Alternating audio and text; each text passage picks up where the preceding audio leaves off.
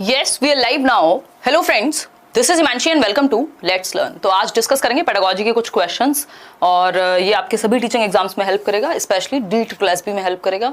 अगर हम बात करें जो नया तरीका है, कुछ एग्जाम्स में 2-4 क्वेश्चन आते हैं वो स्टेटमेंट और कंक्लूजन वाले, जैसे मैं आपको दिखा भी देती हूँ। तो मेनली उस तरह के क्वेश्चंस करने वाले हैं। ये एक ऐसी सीरीज रहेगी जिसमें आपको चलिए आते हैं फटाफट से।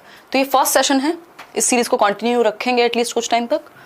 चलिए लाइक शेयर सब्सक्राइब कर दीजिएगा अगर सेशन पसंद आए, हेल्प करेगा ही करेगा, है ना। बाकी पीडीएफ जो है इस सेशन की वो let's learn square Telegram channel पे मिल जाएगी, या ये सारे लिंक्स भी आपको डिस्क्रिप्शन बॉक्स में मिल जाएंगे।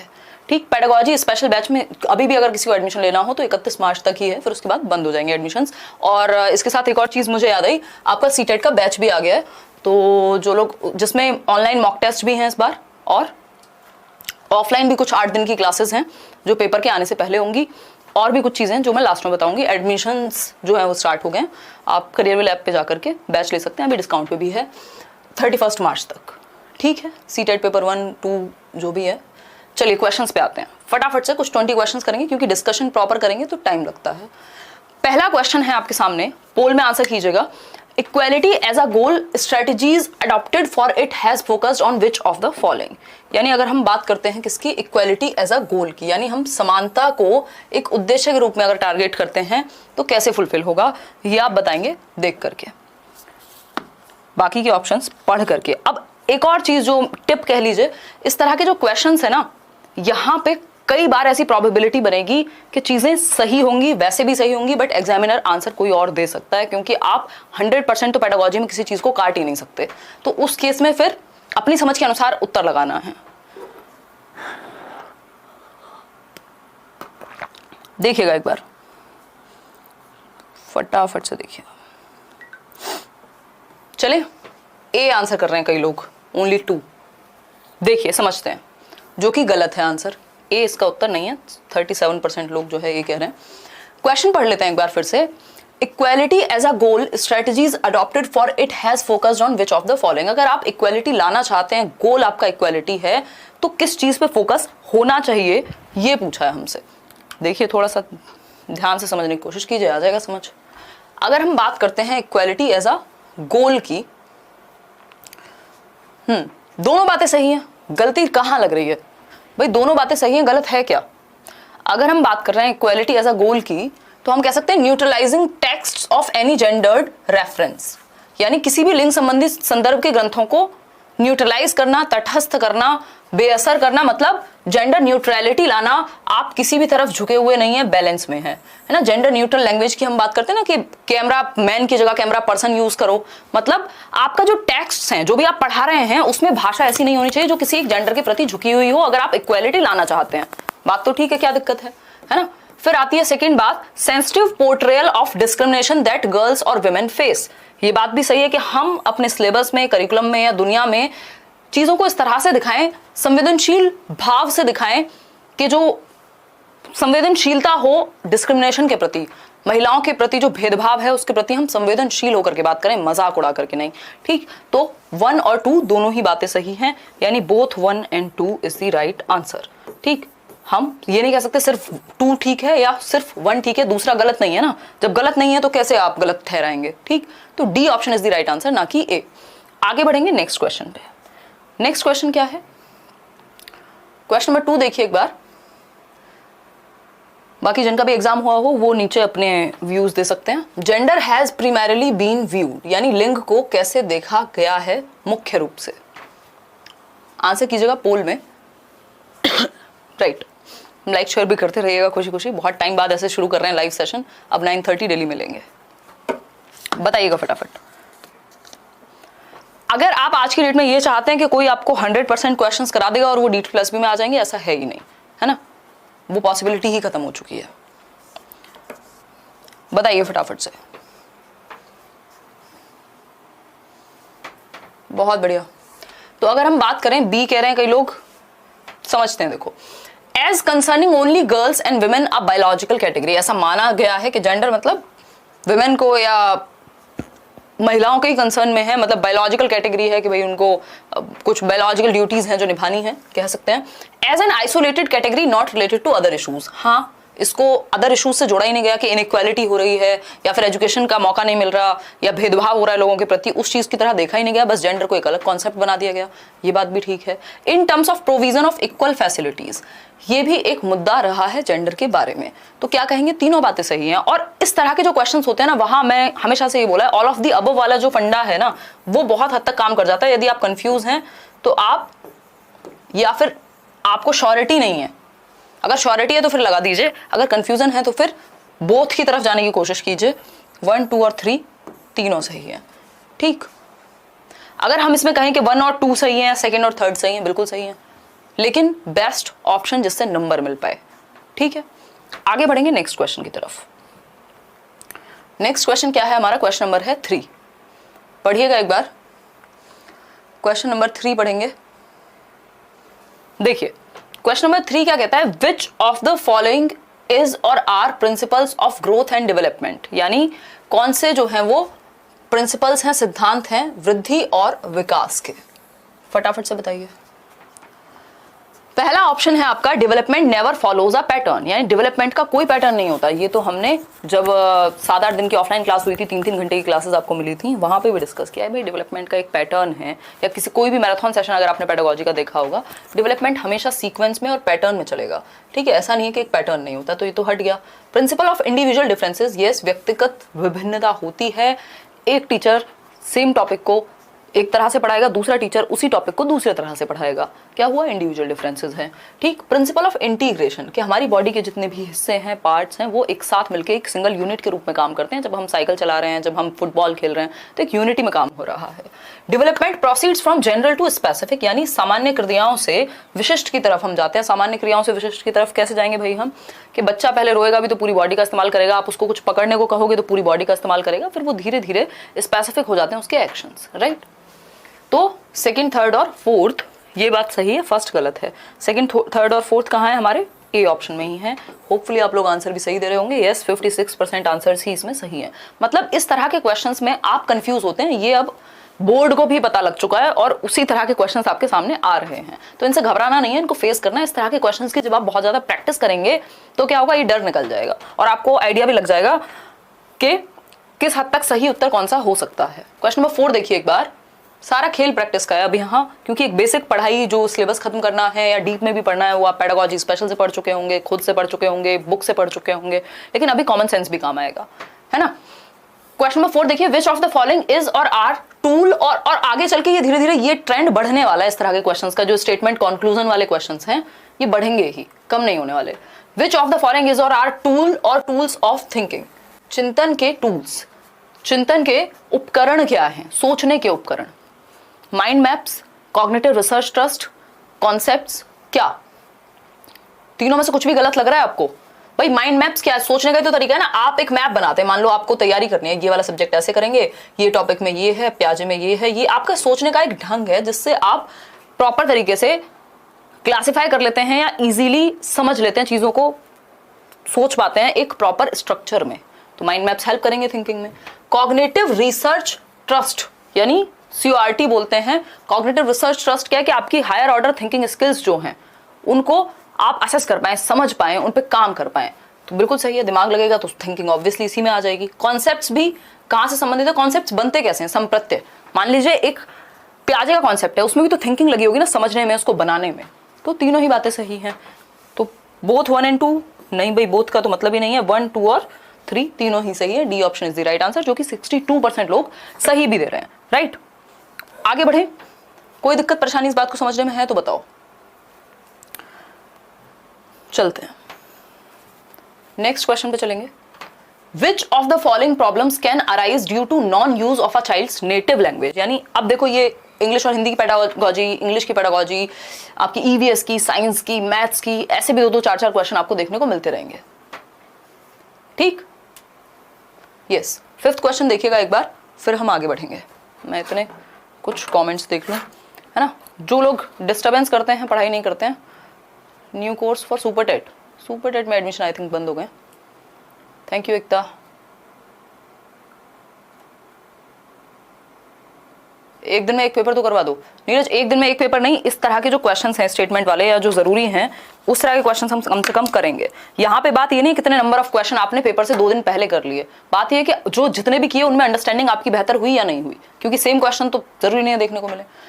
अगर हम बात करते हैं क्वेश्चन नंबर 5 की, तो which of the following problems can arise due to non use of native language. Native का मतलब क्या होता है, जो आपकी मदर टंग है, जहां के आप रहने वाले हैं, वहां की जो भाषा है। तो मदर टंग को अगर आप इस्तेमाल नहीं करने देते हैं क्लासरूम में या स्कूल में बच्चे को, तो प्रॉब्लम्स क्या क्या आ सकती हैं। जितनी भी पॉलिसीज हैं, चाहे वो आपकी न्यू एजुकेशन पॉलिसी हो, चाहे वो आपका एनसीएफ हो, सब यही कहते हैं कि मातृभाषा का इस्तेमाल प्राइमरी लेवल पे एटलीस्ट होना चाहिए, है ना। जो भी बच्चे की मातृभाषा है उसको हम एक्सेप्ट करें। सब जगह पे यही बात लागू होती है। 3 लैंग्वेज फॉर्मूला भी यही कह रहा है, जो त्रिभाषा सूत्र है। तो पहला ऑप्शन है कि अगर आप बच्चे की मातृभाषा को इस्तेमाल ही नहीं करने देंगे क्लास में, तो प्रॉब्लम्स क्या क्या अराइज होंगी। तो पहली प्रॉब्लम होगी एलिनेशन की, यानी अलगाव की। बच्चा क्या है, कनेक्टेड फील नहीं कर पाएगा, वो अलग थलग हो जाएगा, विड्रॉल वाले सिम्टम्स उसमें आ जाएंगे। ठीक, लास्ट में मैं आपसे टाइमिंग का पूछूंगी कि 9 बजे रखें टाइम के 9:30 रखें। ठीक, एलिनेशन बिल्कुल सही बात है। अगर आप बच्चे की मदर टंग को यूज नहीं कर रहे हैं, वो कनेक्ट ही नहीं कर पाएगा, नॉन पार्टिसिपेशन हो जाएगा, यानी वो पार्टिसिपेट ही नहीं करेगा, क्योंकि आपकी भाषा उसे समझ ही नहीं आ रही। घर पे बोली जाती थी हिंदी, स्कूल में बोली जाती है इंग्लिश, और आपकी भाषा ना उसे समझ में आती है ठीक से, और वो कॉन्फिडेंट भी फील नहीं करता अपनी बात को एक्सप्रेस करने में, तो वो पार्टिसिपेट ही नहीं करेगा, वो हाथ ही नहीं उठाएगा क्वेश्चन पे जब क्लास में कुछ पूछा जाएगा या उससे बात करने की कोशिश होगी। फिर है third, large scale drop out. अब ऐसा क्या होगा जब बच्चे को समझ में ही नहीं आ रहा है स्कूल में क्या चल रहा है और घर पे कुछ और है, उसको कुछ और आता है, कनेक्ट ही नहीं हो पा रहा कुछ, तो क्या होगा, स्कूल भी छोड़ेंगे बच्चे फिर, है ना। तो स्कूल भी छोड़ेंगे। ठीक,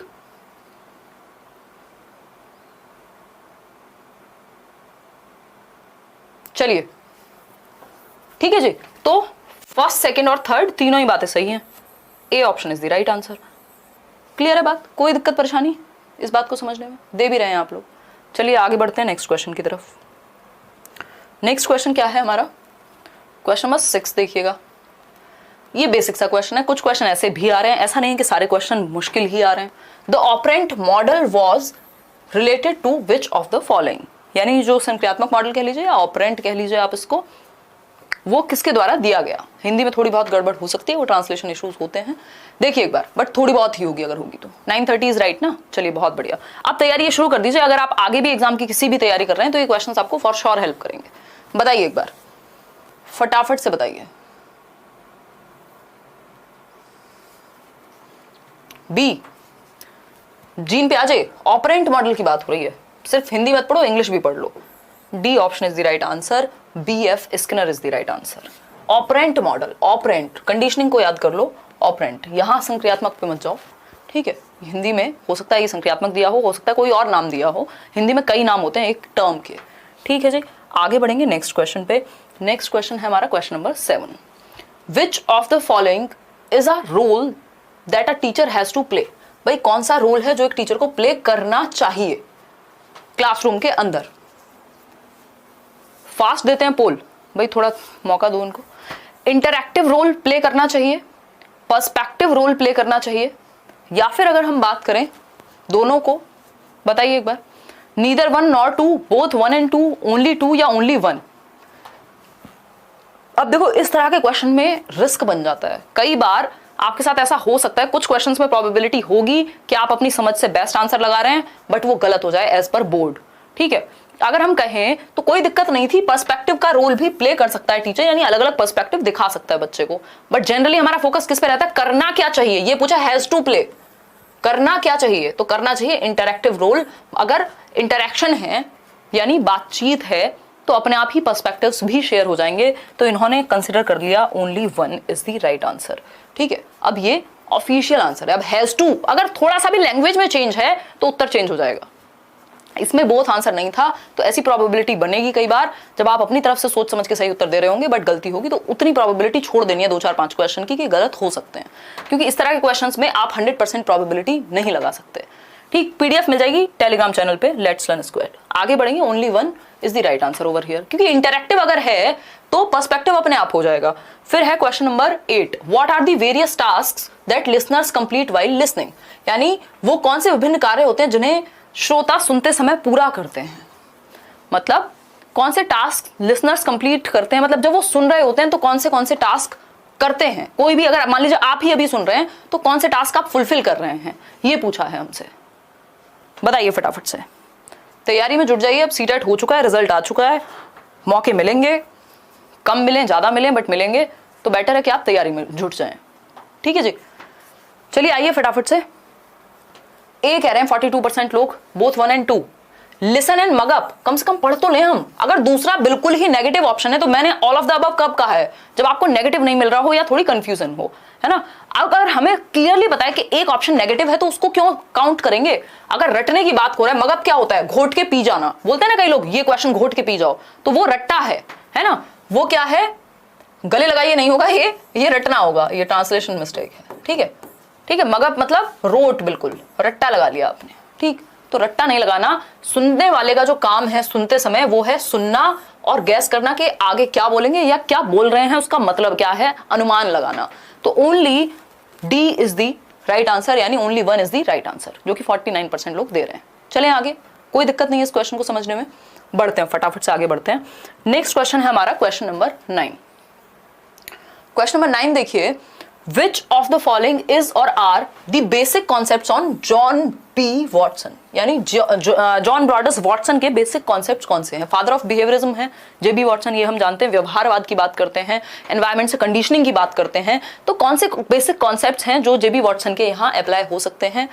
ऑप्शंस पढ़िए, पहले 3 स्टेटमेंट पढ़िए और फिर उनके ऑप्शंस पढ़िए। ठीक है, फटाफट से आंसर कीजिए, फिर हम आगे बढ़ेंगे। फोन कौन कर रहा है? अच्छा, चलिए फटाफट बताइए। अब डेली क्लास रखेंगे, मतलब मैं कितने भी काम कर लूँ दुनिया के, अगर लेट्स लर्न पे लाइव नहीं कर पाती ना, मतलब मुझे बड़ा इनकम्प्लीट सा फील रहता है। जितने भी दिन हो जाए, मतलब अगर मुझे लगता है कि कोई एक चीज़ है जो नहीं कर रही हूँ मैं, मतलब ये ऐसी सी एक चीज़ है जो बहुत which is very close to my heart. देखिए, अच्छा लग रहा है आप लोगों से कनेक्ट करके। 9th का सी कह रहे हैं 41%, यानी एनवायरमेंटलिज्म, यानी पर्यावरणवाद का मतलब क्या हुआ? कंडीशनिंग। कंडीशनिंग कहाँ से होगी? पर्यावरण से ही होगी। आदत कहां से डलेगी? पर्यावरण में एक्टिविटी करवा के कंडीशनिंग होगी। ठीक, स्टडी ऑफ इमोशंस, हाँ 3 प्रकार के इमोशन दिए हैं इन्होंने, फियर, एंगर और लव, इन्होंने काम किया है। प्रैक्टिकल एप्लीकेशंस, जो दुनिया में इन्होंने कहा है कि आप मुझे 1 दर्जन बच्चे दो, मैं उनको कुछ भी बना सकता हूँ, चोर, डॉक्टर, सिपाही, जो आप चाहें, है ना। तो प्रैक्टिकल एप्लीकेशन इन्होंने की है। डर बच्चे में बिठाया है, उसको हटाने की बात हुई है। तो तीनों ही बातों को हम सिरे से नहीं नकार सकते। C option is the right answer over here. Clear है? आगे बढ़ेंगे। ठीक, लाइक शेयर भी करते रहेंगे खुशी खुशी। 3100 लोग हम जुड़ गए। देखिए 10th क्वेश्चन देखिए एक बार। 10th क्वेश्चन क्या कह रहा है? 10th क्वेश्चन हमारे सामने कह रहा है कि according to NCF 2005 which of the following is or are the objectives of teaching EVS, यानी ईवीएस पढ़ाने के उद्देश्य क्या हो सकते हैं एज पर एनसीएफ, जो कि एक डॉक्यूमेंट है, एक नेशनल करिकुलम फ्रेमवर्क है, राष्ट्रीय पाठ्यचर्या की रूपरेखा है, एनसीईआरटी के द्वारा दिया गया था, जिसमें अलग अलग विषयों के बारे में बात कही गई है कि इस विषय को ऐसे पढ़ाइए, इसको ऐसे पढ़ाइए, बच्चे को केंद्र में रखिए, एक्टिविटी कराइए, उसके भले के बारे में सोचिए, ये सारी चीजें हैं। ठीक, तो ईवीएस की अगर हम बात कर रहे हैं तो कौन से ऑब्जेक्टिव्स एनसीएफ के अनुसार सही होंगे? पहला ऑप्शन है to develop an awareness about environmental issues, यानी पर्यावरणीय मुद्दों के बारे में बच्चों के बीच जागरूकता लाना कि आप पॉल्यूशन फैला रहे हैं। अगर आप एक इंसान घर से जो है एक पर्सनल व्हीकल लेकर के, प्राइवेट व्हीकल लेकर निकलता है, या फिर अगर हम इलेक्ट्रिसिटी ऑन छोड़ दे रहे हैं, या फिर हम और इस तरह की चीजें कर रहे हैं, कूड़ा फैला रहे हैं बाहर, तो इससे पर्यावरण के मुद्दे जो हैं बच्चा उनके प्रति अवेयर होगा यदि आप वो डिस्कस करेंगे, तो ये बात तो ठीक है। फिर है to train children to locate and comprehend relationships between natural, social and cultural environment, यानी बच्चे को ये आइडिया लग पाए कि जो नेचुरल यानी प्राकृतिक एनवायरनमेंट है, जो सामाजिक एनवायरनमेंट है, प्राकृतिक कौन सा? पेड़ पौधे, पहाड़, पानी, है ना। सोशल क्या है? जिसमें लोग इन्वॉल्व हैं, और कल्चरल जो हमारी संस्कृति से चला आ रहा है, तो इन सब के बारे में वो डिफरेंस थोड़ा सा जान पाए। बिल्कुल ठीक है, कोई गलत बात नहीं है। फिर आता है, क्योंकि ये भी तो एनवायरनमेंट का हिस्सा हुए ना, फिर आता है C to nurture the curiosity and creativity of the child particularly in relation to the natural environment, यानी हम बच्चे के अंदर की जो जिज्ञासा है और जो रचनात्मकता है उसको क्या कर पाए? नेचुरल एनवायरनमेंट में बाहर लेकर के आ पाए। तो बच्चे के भले के बारे में तीनों स्टेटमेंट, कुछ भी ऐसा नहीं है जो नेगेटिव है। तो जब नेगेटिव नहीं है कोई, तो मतलब तीनों सही है, फर्स्ट, सेकंड और थर्ड, यानी A option is the right answer. बिल्कुल क्लियर है बात, कोई दिक्कत परेशानी इस बात को समझ रहे हो हमें नहीं होनी चाहिए, राइट। आगे बढ़ेंगे नेक्स्ट क्वेश्चन पे। क्वेश्चन नंबर 11 देखिए एक बार। Which of the following criteria are met by the Kohlberg's stages of moral development, यानी कोहलबर्ग की जो मॉरल डेवलपमेंट की स्टेजेस हैं, कौन सा क्राइटेरिया मैट होता है उनके अनुसार, यानी कोहलबर्ग की थियोरी के अनुसार कौन सी एक बात सही है। सिंपल शब्दों में यही कहा गया है, ठीक है। अगर हम बात करते हैं तो कह सकते हैं स्ट्रक्चर्ड होल्स, यानी एक स्ट्रक्चर बनाया गया है एज अ होल। अब डायरेक्टली तो बात ऐसी नहीं होती है कोलबर्ग की थियोरी में, अगर इस वर्ड को हम देखें तो ये कहीं गेस्टाल्ट में जाके फिट होगा, बट हम कह सकते हैं कि ऑप्शन में है और हमें उत्तर उसके अनुसार लगाना है। ठीक, क्वालिटेटिव डिफरेंसेस यानी गुणात्मकता में अंतर होता है सोच में, बिल्कुल सही बात है। फिर आएगा इनवेरिएंट सीक्वेंस, यानी सीक्वेंस को आप नहीं बदल सकते, जो 6 स्टेजेस हैं वो अपने सीक्वेंस में रहेंगी, बिल्कुल बात सही है, ये दोनों 100% सही है। दोनों का ऑप्शन कहाँ है हमारे पास, सेकंड और थर्ड का ऑप्शन यहाँ है, लेकिन हमारे पास फर्स्ट, सेकंड और थर्ड का भी ऑप्शन है, जो कि हमें जिसमें फर्स्ट है गलत नजर आ रहा है, हमें कोई अच्छा ऑप्शन नजर नहीं आ रहा गलत, है ना। अब पता नहीं इन्होंने क्या सोच करके इसको ऑफिशियल आंसर बनाया था कि इन्होंने कहा कि फर्स्ट, सेकंड और थर्ड तीनों को काउंट करेंगे हम, तो है ना, जो कि आंसर इसका होना चाहिए था सिर्फ सेकंड और थर्ड, बट बोर्ड ने माना कि भाई फर्स्ट, सेकंड और थर्ड तीनों ही सही हैं, तीनों सही हैं तो तीनों मानने पड़ेंगे। ठीक, स्ट्रक्चर्ड होल्स को अब इन्होंने किस सेंस में देखा है कि आप स्ट्रक्चर्ड वे में एनालिसिस किया, कोलबर्ग ने क्या कहना चाह रहे हैं कुछ नहीं पता किसी को भी, क्योंकि अगर इस सेंस में देखें तो ये गेस्टाल्ट की तरफ जाता है। तो मेरे अनुसार इसका आंसर सेकंड थर्ड होना चाहिए था, लेकिन आंसर इन्होंने फर्स्ट, सेकंड और थर्ड दिया है, तो कुछ क्वेश्चन में रिस्क रहेगा, इस बात में कोई भी दो राय नहीं है। आगे